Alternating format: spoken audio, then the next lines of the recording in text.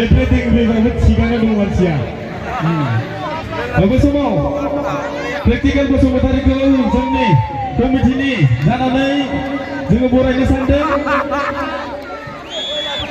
बरायगोन जोंजोंनो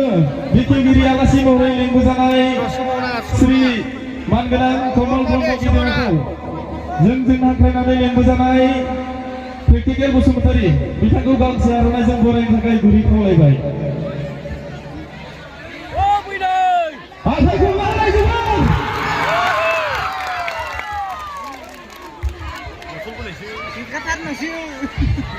आरो जोंनिनो बर'बां गामियावनो लटारि कमिटिनि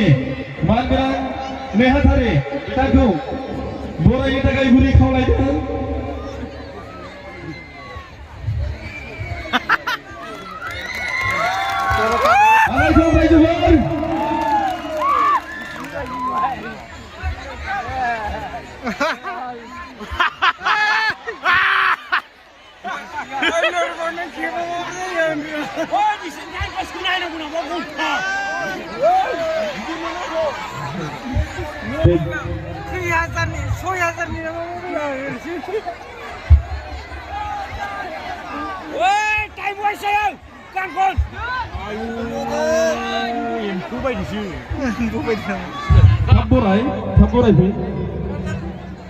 जोंनि जायख्लं क्लाबनि मानगोनां आफादगिरि बिथाङाबो गांसे आर'नाइजों बरायनो नागिरदों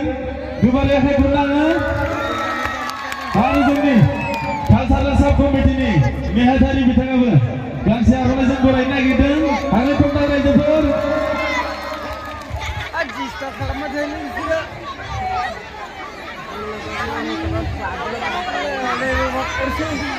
बरायबावनो नागिरदों बरायबावनो हायो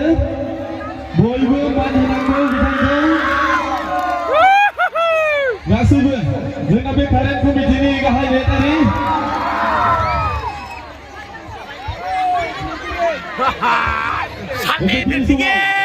जोङो बरायनायखौ दोनथ'बाय लोगोसेनो बिथां प्रेक्टिकेल बसुमतारीखौ गावनि मावनांगौ हाबाफारिखौ मावफुंनो थाखाय गुरै खावलायबाय सोजाफेराखैमोन माने खनसेल' सोजायोमोन आरोखि गांसे गांसेल' दिनैहाय माबा 9 फान्स जाबायदां मोजां मोनदां गोदोनायानो एसे माबालायसिगोनसो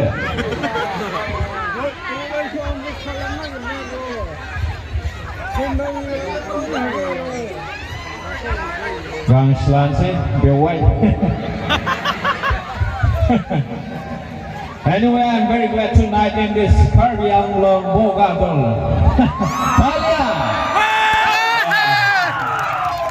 Ang सानो बयबो खुसि ना सोरनाबा दुखुआ बारा जादों नामा जेबो सिन्था खालामनांगौ गैया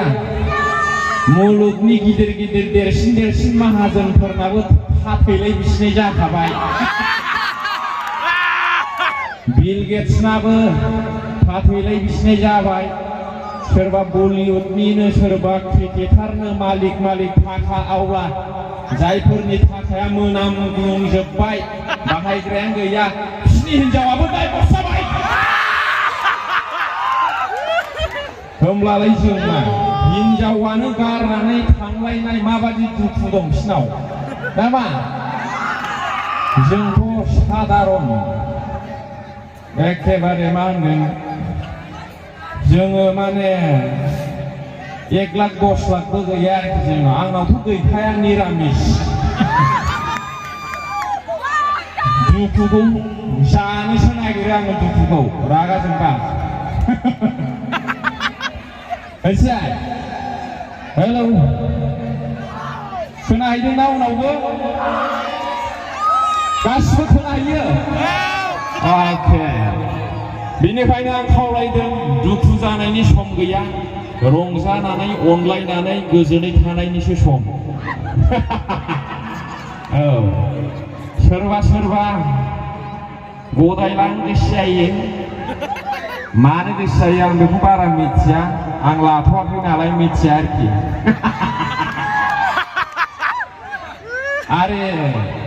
सोरबा सोरबा हिनजावफ्रा फिसाइ थासेयावबो फिसा थासेयावबो गुबुनजों रायलायो बेखौबो आंना हिनजाव गैथ'वाखै मिथिथ'आ आरोखि खिन्थु आं मोनसे जिनिसखौ मिथिगौ ओरैबायदि खाथां मिथिगौ मिथिबाय माने जायनि हिनजावा खारहां माहां जादों गुबुन हौवाजों लिं लायो बा लोगो लायो बा रायलायखोमायो बे फिसाइया ओइ समावनो फिसाखौ साइज लाबोनांगौ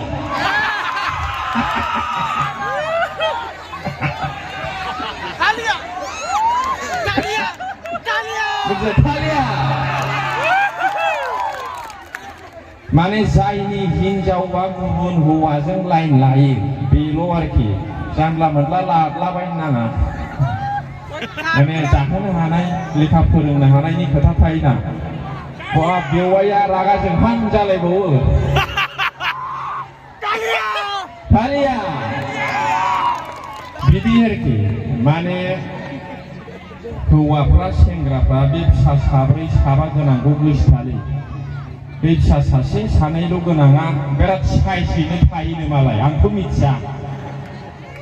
ओंखायनो बे सानै सासे फिसा गोनांफ्रा गुबुन हौवाफोरजों खारलालाबायजोब्बाय आरोखि औ नोंसोरो बबेबा गामियाव खोनादों फिसा साब्रै साबा गोनाङा गुबुन हौवाजों खारनाय खोनादों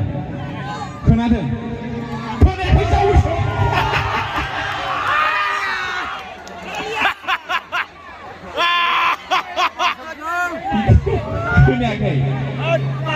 खोनाया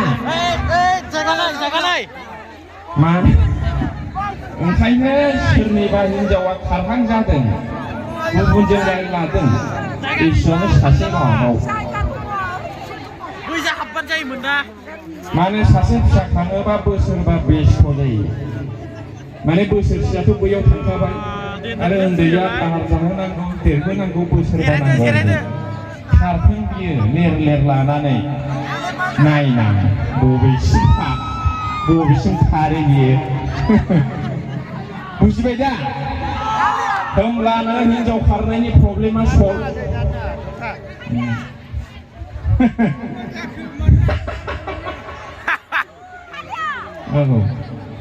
आरो हौवाफ्राबो जुदि गदाय लानो नागिरदों सोरबा सिख्लाखौ गोसोथोयो सोरनिबा हिनजावखौ फसायो बै समावनो सुहां माहां खालामनांगौ सिखा गब्दाजों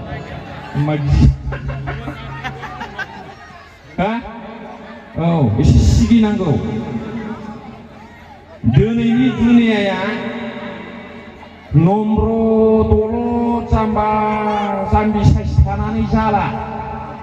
लेखा फरा रोंजोब्बायना मानसिफ्रा मबाइल ओंखारबाय टिभि ओंखारबाय कम्पिउटार ओंखारबाय सालाक जाजोब्बाय बयबो टिपटपसै आरोखि दाहा नाहा रुवाथि सिनायला नोङो आजिखालि सिनायबावो सिनायो जौसो मोनसिगौ 80,000 बेथन मोननाय मानसिया 500 थाखानि गस्ला गानो मिथिबाय प्राइभेट स्कुलाव 5,000 मोननाय मानसियासो बुलेट सालायबावो जुगानो बेलथायबाय मिथिगौ 1.5 लाख मोननाय प्रफेसारा एल्ट' वागनार बायो कारखौ 20,000ल' खामायनाय सेंग्राया हौवाया बलेर' बायो थालखौ मोनला रायजोफोर थालिया मिथिबाय दा ओंखायनो